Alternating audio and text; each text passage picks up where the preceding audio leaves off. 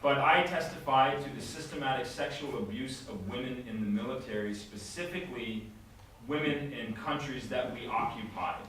And I told this story for a very specific reason, to let people know that just because America is occupying a country that it may not be at war with does not mean that specifically the women are not being victimized.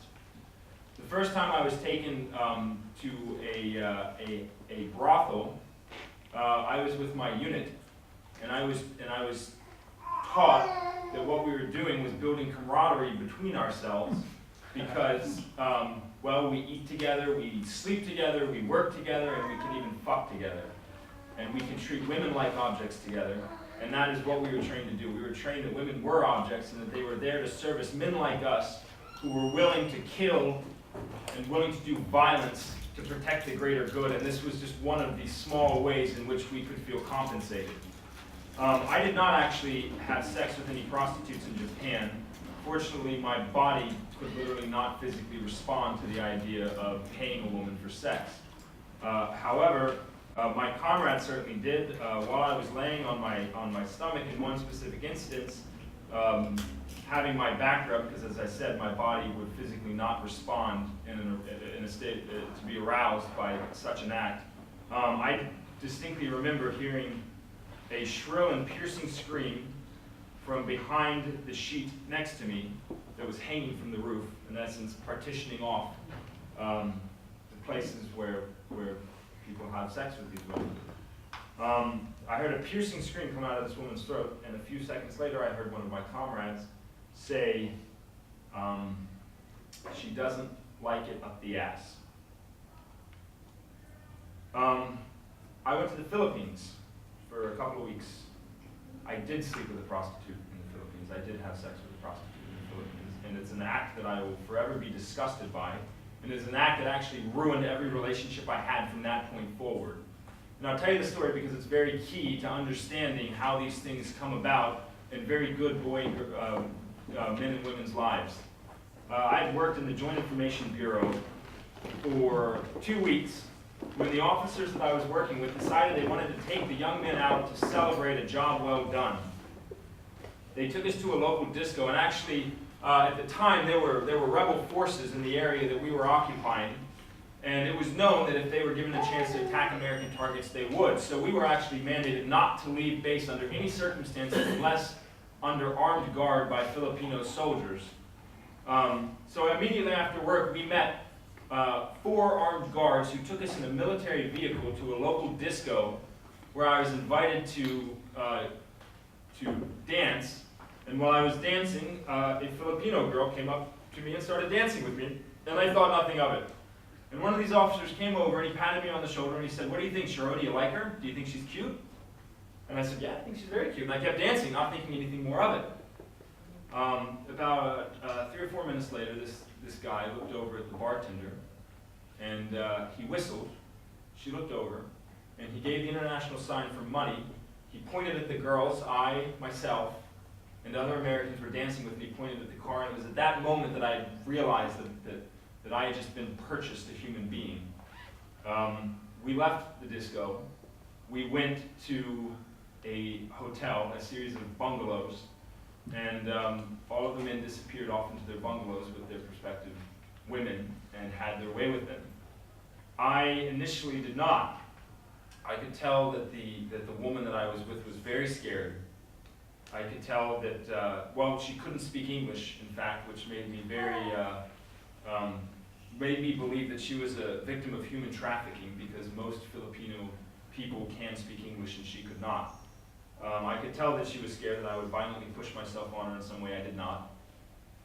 Instead, I started teaching her English. I taught her how to say, I'm 18 years old, and I taught her a couple other things. I taught her how to say, I have to pee when she did so in a bucket in the back of the room. And then I kissed her, and when I left the room, I left because I heard my comrades gathering around a tree outside to enjoy a bottle of whiskey. I went outside and they asked me, "How was it, Chiroux? Did you enjoy it? Did you have a good time with her?" And I said, "Yeah, she was nice. I taught her some English and I watched her pee in a bucket and we kissed, but it's not funny at all. It's really not funny at all." This is sexual dehumanization and victimization of women. And you should all be appalled to hear me say these things, and you should all feel like I did something very, very wrong, because I did. And I offer an apology to every woman on the planet for the wrong I have done womanhood. Anyway, I told these guys that no, I hadn't had sex with him, and they said, well, Mathis, you're a very nice boy, but we didn't pay for this woman so you could teach her English. You need to go back inside and, quote, be a man.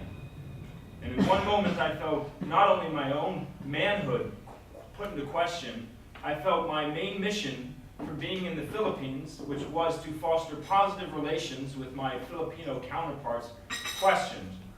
And I sold out on myself, and I sold out on women. I sold out on my own mother and my sister, who raised me better. And I went back in that room and I had sex with that woman. And her only reason for having sex with me was money that she maybe wasn't even receiving. Afterwards, I could tell she didn't want to lay anywhere near me. She didn't want to touch me. I wanted to hug her, I wanted to kiss her, but she didn't love me. She didn't even like me. She was every bit as coerced into what she was doing as I was coerced into what I was doing. And we left, and we took her and we took the other women back to the disco. And we went back to the base and laughed and had some jovial feelings about it. As I said, that act destroyed my ability to be in relationships with women after that. I couldn't look at myself as a man. I still have a hard time coming to grips with what I did. I turned the human body, I turned the act of creation into a commodity, and I will forever fight against such similar acts. These are things that I've never been able to talk about until last Tuesday, when I decided that I would no longer be a prisoner to history, that if I had the gall to demand truth from my government, that I should at very least be willing to demand truth for myself. And that, in essence, is the veterans movement in the United States. That is, in essence, Iraq veterans against the war. We are a group of young men and women who have been put into untenable circumstances and trained not to feel and trained not to think. And we are now willing to share these experiences with the world so they can understand the true nature of injustice that the U.S. policies are mandating. And it doesn't matter if we're occupying a country that we are at war with, we are still victimizing people, and we are still treating them like objects. And our willingness to talk about these things hopefully can act as some type of wake-up call to this world, that these aren't just numbers, they're not statistics, they're people. Young men and women being put into unbelievable situations and having everything put into question, and then being told, don't ever try to tell anybody about this because they couldn't possibly understand you. They'll just think you're a rapist, or they'll just think you're a murderer. And I do believe that it is the voices of these veterans coming forward, demanding no amnesty, demanding no compensation, simply to be heard, that does hold the power to ending these policies and making people understand that we cannot continue these acts, we cannot continue sanctioning them, we cannot continue pretending like the U.S. military is a force for freedom, when in fact we are a force for destruction and exploitation. And I'll be happy to answer any and all questions about any of these stories that I've just told during the question and answer session of this, but I will close by saying that these are crimes. These are crimes, and we all have a responsibility to resist them.